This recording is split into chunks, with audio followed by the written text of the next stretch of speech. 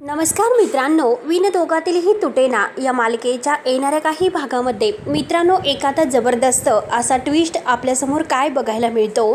कारण ह्या ट्विस्टमध्ये आता एक अशी थरारक आणि भावनिक स्क्रिप्ट मात्र आपल्याला बघायला मिळणार आहे. आणि आता अंशुमनचे कारस्थान आणि स्वानंदीचा संघर्ष यामध्ये नक्की काय होतं आणि सुष्मिताला नादी लावणाऱ्या ह्या अंशुमनचं स्वानंदी कशी अवस्था करते आणि आता ही सत्य शोधणारी म्हणजे आणि आपल्या कुटुंबाला वाचवणारी स्वानंदी मात्र आता ह्या चिंगीचा आणि आपल्या हिचा बदला कसा घेते. कारण ह्या दोघींना प्रेमाच्या जाळ्यात अडकवणाऱ्या अंशुमन नालायक नराधमाला मात्र आता अशी काय शिक्षा स्वानंदी देणार आहे, नक्की काय आता पुढे होतं. कारण स्वानंदीच्या समोर आता ह्या सुष्मिता आणि अंशुमनचं नवीन आणखीन काय सत्य येतं हे आता आपण ह्या व्हिडिओमध्ये पाहणार आहोत. त्यासाठी मित्रांनो व्हिडिओ शेवटपर्यंत नक्की बघत राहा. आणि जर तुम्ही आपल्या चॅनलवर नवीन असाल तर चॅनलला सबस्क्राईब करण्यासाठी मात्र विसरू नका. तेव्हा मित्रांनो आता अंशुमन काय करतो, आता ह्या स्वानंदीचा बदला घेण्यासाठी सुष्मिताचा वापर करतो. कारण आता सुष्मिताला त्याला बदनाम करायचं असतं, जेणेकरून ह्या सुष्मिताला जर मी बदनाम केलं आणि तिच्या रूपाने मी स्वानंदीला कसं डावले, आता ह्या स्वानंदीचा बदला कसा घेईल असा प्लॅन त्याच्या डोक्यात आलेला असतो. तेव्हा मित्रांनो आता नक्की काय होतं हे तर आपण सविस्तर बघूयात. तेव्हा चला तर मित्रांनो हे बघा, आता अंशुमन किती धूर्त आहे तुम्हाला तर माहितीच आहे. आता चिंगीला नादाला लावलेलं असतं, तिच्या आयुष्याशी तो खेळलेला असतो. पण आता काय होतं, कारण हा या सगळ्यातून बाहेर पडण्यासाठी सुष्मिताचा वापर करण्यासाठी आणि आता ह्या स्वानंदीला धडा शिकवण्यासाठी हा कपटे आणि धूर्त मात्र हा अंशुमन बघूयात तर काय करतो. तेव्हा आता ह्या मंदाने सुष्मिताला फोन करायला सांगितलेलं असतं की स्वानंदीला आदिरा कसं वागते, आदिराचं वागणं काय, ती मला सगळ्या बायकांसमोर किती बोलली यासाठी ती फोन करायला सांगते. परंतु आता ही सुष्मिता फोन करते तर आता स्वानंदी कुठेतरी आजीच्या रूममध्ये असते आणि फोन मात्र आता ह्या अंशुमन नालायक नराधमाने उचललेला असतो.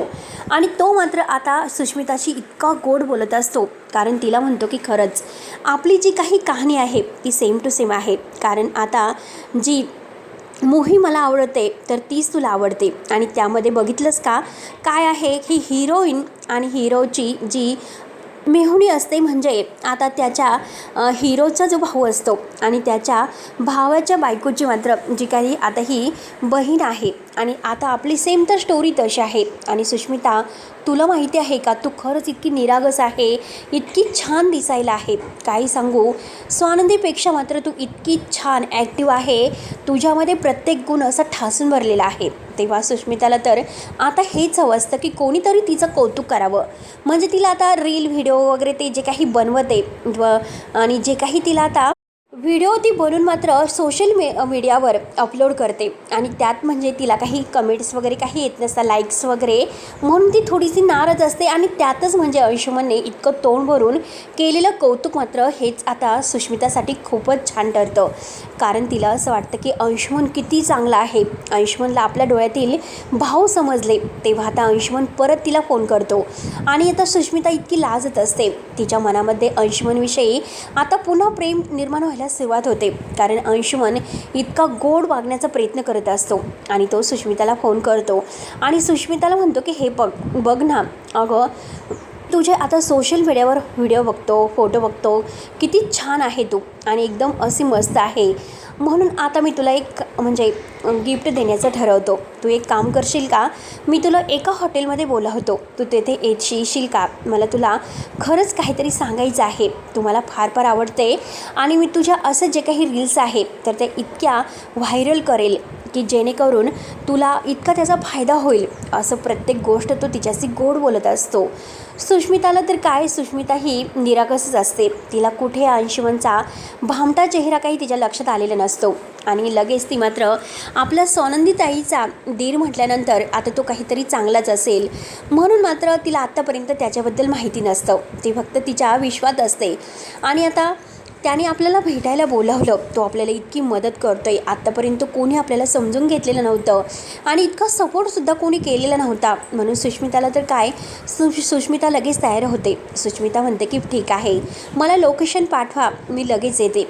तेव्हा आता मंदा म्हणते की काय गं सुष्मिता, अगं कुठे आणि कुणाचा फोन होता? मी तुला सकाळीसुद्धा विचारलं की कुणाचा फोन होता, तर तू म्हणे की अंशुमन माया माझ्या मैत्रिणीचा, आणि माझ्या मैत्रिणीचा फोन तुला कशाला आला असेल? मी तर तिला फोन करून विचारलं की तुला कुठे तू फोन वगैरे केला होतास का? त्यावर ती तर नाही म्हटले. मग तू माझ्याशी खोटं का बोलली? आणि आत्ता कुणाचा फोन होता आणि कोणत्या लोकेशनवर तुला भेटायला जायचं आहे? नक्कीच सुष्मिता, तुझं काय सुरू आहे? तेव्हा सुष्मिता आईला डावलते.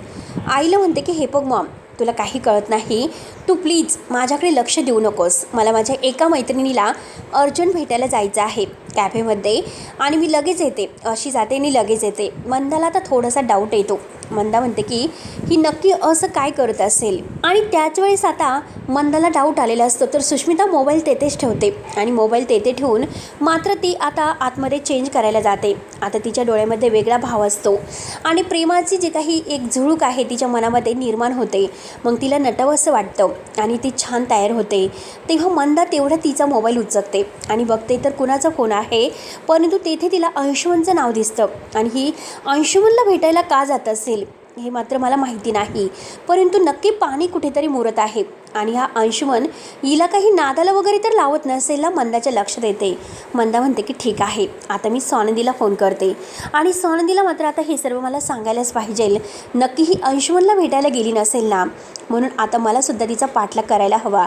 त्यानंतर मात्र आता इकडे म्हणजे ते दोघंही भेटायला जायला निघलेले असतात. पण येता येता मात्र आता घाईने त्या कॅफेमध्ये ते आलेले असतात. आता अंशुमनला तर काही ना काही करून मात्र ह्या सुष्मिताला फसवायचं असतं. तिला ब्लॅकमेल करून आता स्वानंदीला वठणीवर आणायचं असतं. हा त्याचा एक डाव असतो.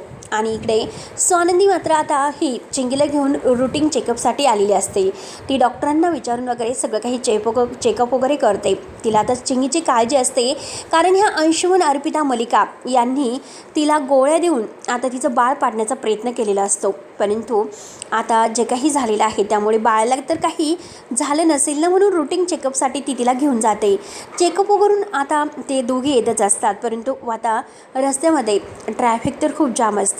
तर स्वानंदी म्हणते की चल चिंगी, मी तुला काहीतरी कुठेतरी कॉफी वगैरे पाजते, तुला बरं वाटेल, तुला चक्कर येतेत ना, नाहीतर काहीतरी गार वगैरे. तर चिंगी म्हणते की नको वहिनी, एक काम करा, मी घरी जाते, आणि मी घरी गेल्यानंतर तुम्हाला हवं तर तुम्ही मागून येऊ शकतात. तर स्वानंदी म्हणते की नाही गं. आणि तेवढ्यात आता ट्रॅफिक तर खूपच जाम असते, आणि ट्रॅफिक जाम असताना मात्र आता त्या दोघी मात्र एका कॅफेमध्ये उतरतात. ज्या कॅफेमध्ये आता अंशुमन आणि हे सुष्मिता आलेले आहेत त्याच कॅफेमध्ये ते उतरतात. आणि त्याच वेळेस आता अंशुमनने सुष्मिताचा हात हातामध्ये धरलेला असतो.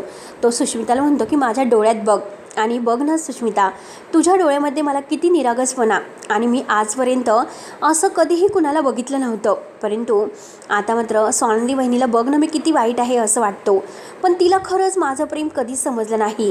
तेव्हा आता सुष्मिता लाजत असते, हसत असते, आणि ती म्हणते की अंशुमन, स्वानंदी ताईला कदाचित तुला समजून घेण्यासाठी वेळ लागेल, आणि तू खरंच खूप चांगला आहेस. आणि त्याच वेळेस मात्र अंशुमन फोटो काढताना सुष्मिताला जवळ ओढतो. नेमके त्याच वेळेस आता सुष्मिता आता त्याच्या जवळ लाजते. स्वानंदी लांबून हे दृश्य बघते तर तिला खूप मोठा धक्का बसतो. तिच्या हातातील फोन हा थरथरतो, आणि आता तिचा राग इतका आणार होतो. ती चिंगीला म्हणते की चिंगी तू इथेच थांब, मी येते, आत्ताच्या आत्ता येते. आणि स्वानंदी मात्र आता रागानेच तेथे धावत येते आणि जोरात टेबलवर हात मारते आणि अंशुमन असं म्हणते. सगळा कॅफे मात्र स्वानंदीच्या आवाजाने दणदणलेला असतो. आता काय झालं नक्की काहीच. सुष्मिता खूपच घाबरते. तर स्वानंदी म्हणते की बस करा हे नाटक. अंशुमन किती, अरे लाज वगैरे बाळग. सुष्मिता तू इथून लगेच बाहेर पड, तुला माहिती नाही की हा माणूस कोण आहे. तेव्हा आता सुष्मिता अगदी आश्चर्याने घाबरतेच म्हणते, ताई अगं तू इथे काय करतेस? अंशुमन तुला काही न करता तू का त्याच्यावर इतकी चिडतेस? तेव्हा आता अंशुमन मात्र चिंगीसमोर आणि सुष्मितासमोर नाटक करत अगदी शांतपणे म्हणतो, स्वानंदी वहिनी अगं तू पुन्हा माझ्या आयुष्यामध्ये लुडबुड करतेस. मी सुष्मिताशी प्रेम करतोय आणि त्यात तू का अडचण येतेस? तेव्हा आता चिंगीचे अश्रू आणि त्या घरातील एक कोपरा मात्र म्हणजे स्वानंदीला आठवतो. आणि त्याच वेळेस आता लगेच चिंगीसुद्धा तिथे धावत येते आणि चिंगी धावत आल्याक्षणी म्हणते, अंश तुम्ही काय करतात आणि ही कोण मुलगी आहे आणि का तुम्ही हिला परत प्रेमाच्या जाळ्यामध्ये अडकवतास? म्हणजे स्वानंदी बहिणी म्हणत होत्या ते अगदी खरं आहेत का? स्वानंदीला मात्र आता चिंगीची ती अवस्था आठवते आणि तशीच अवस्था मात्र आपल्या सुष्मिताची जर याने केली नाही तर बरं होईल म्हणून स्वानंदीला फार टेन्शन येतं. आणि आता मात्र तिला एक धमकी जी काही त्याने चिंगीला दिलेली असते की हे बाळ मला नको आहे, पाडून टाक. तेव्हा आता मात्र स्वानंदी तिला ओढत घरी नेते आणि तिला घरी जायला सांगते. आणि तेव्हा आता स्वानंदी मात्र ही लगेच आईला फोन करते. आईला म्हणते की काय झालं, तुला लक्ष ठेवता येत नाही का? आदिराच्या तर अगदी प्रत्येक चुकीचे तू हिशोब ठेवत असते, मग आता स्वतःच्या मुलीवर लक्ष ठेवायला पाहिजे. सुष्मिता कुठे गेली होती, ती काय करतेस? तेव्हा मंदा म्हणते की हो अगं स्वानंदी, माझ्या डोक्यातच राहिलं नाही, मी तर तुला कॉल करून सांगणार होते कारण त्या अंशुमनचा सुष्मिताच्या मोबाईलवर कॉल येतो आणि ती त्याच्याशी गप्पा करत बसते. तेव्हा स्वानंदी म्हणते की हो आई, आणि तेच मला तुला सांगायचं होतं, आजपासून मात्र सुष्मिताला फोन वगैरे देऊ नकोस कारण तो अंशुमन कोणत्या लायकीचा आहे. एकतर त्याने येथे चिंगीचं आयुष्य उद्ध्वस्त करून ठेवलेलं आहे आणि तुम्हाला तर सगळं माहिती असूनसुद्धा तुम्ही सुष्मिताला का त्याला भेटून दिलंस? मंदा म्हणते की मला माहिती नव्हतं अगं काय झालं ते. त्यानंतर आता अंशुमन घरी येतो आणि अंशुमन घरी आल्यानंतर स्वानंदी, समर, आजी आणि सुष्मिता हे सगळेजण आता हॉलमध्ये जमलेले आहेत. स्वानंदीने चिंगीला सर्वांसमोर ओढत बाहेर आणलेलं असतं. स्वानंदी आता म्हणते की आजी, समर, राजवाडे, हे बघा आज मला जे काही कळलं ते ऐकून मात्र मला धक्का बसला. ज्या अंशुमनवर आता मात्र म्हणजे आपण इतका त्याला कडक शिक्षा देण्याची ठरवली होती आणि त्या अंशुमनवर सुष्मिता विश्वास ठेवते आणि तो एका निरपराध मुलीचा चिंगीचा गुन्हेगार आहे. अंशुमन आता हसत असतो आणि काय पुरावा आहे तुझ्याकडे स्वानंदी वहिनी असं विचारतो. तेव्हा आता स्वानंदी एक रेकॉर्डिंग प्ले करते. माझ्याकडे ही रेकॉर्डिंग आहे की ज्यात तू चिंगीला बाळ पाडण्यासाठी धमकावलंस. सगळे आता स्तब्ध होतात. सुष्मिताला खूप मोठा धक्का बसतो. चिंगी रडतच आजीच्या पाया पडते आणि त्यानंतर मात्र आता आजी ही अंशुमनला म्हणते की अरे तू माणूस आहे की सैतान आहेस? सुष्मिता तू याच्या जाळ्यात कशी अडकलीस? तेव्हा आता अंशुमन आता त्याचा पूर्णपणे मुखवटा उतरवतो आणि म्हणतो की हे बघ, हे बाळ माझंच आहे पण मी कुणालाही हे बाळ स्वीकारताना दिसून देणार नाही. मला स्वानंदीचा बैदला घ्यायचा होता म्हणून सुष्मिताचा मी वापर केला. आता हे बाळ किंवा मी, तुम्हाला हे जे काही हवं आहे तर ते निवडा. अंशुमन खिशातून एक पिस्तूल आणि घातक वस्तू बाहेर काढतो. वातावरण अगदी तणावपूर्ण होतं. त्यानंतर आता स्वानंदी तू काही कर, परंतु अंशुमन आज तुझा खरा चेहरा सगळ्यांच्या समोर आलेला आहे. हे बाळ आणि स्वानंदी मात्र त्याला चांगली धमकावते की तुझी हिंमतच कशी झाली माझ्या बहिणीला प्रेमात अडकवण्याची? अरे अजून किती पाप तू करणार आहेस? आता मी तुला सोडणार नाही, तुला तुझ्या पापाची शिक्षा मिळालीच पाहिजे. म्हणून आता अंशुमन चिंगीला त्याने जशा प्रकारे फसवलं, आत्तापर्यंत 1-2 मुलींनासुद्धा कशा प्रकारे फसवलं हे मात्र आता सर्वांना काही सुष्मिताला मात्र स्वानंदी सांगते आणि स्वानंदी मात्र आता सगळं काही सांगते. अगं या घरातील आमची एक काम करणारी चिंगी अंशुमन पासून प्रेग्नेंट आहे आणि तू ह्या अंशुमनला मिठ्या मारतेस आणि तू याच्यासोबत फिरतेस, तुला लाज वाटायला हवी होती.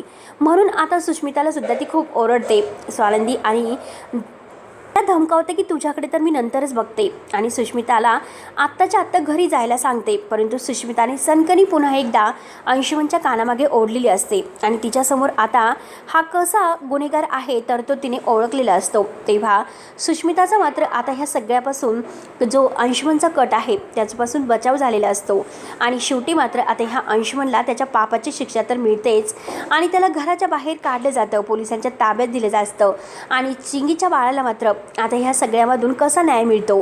कारण स्वानंदी, समरने ठरवलेला असतो की चिंगी ह्या बाळाला जन्म देणार आणि त्यासाठी दोघंही तिची ढाल बनून कसे उभे राहतात. तेव्हा आता पुढे नक्की काय होणार आहे हे बघायला विसरू नका. तोपर्यंत धन्यवाद.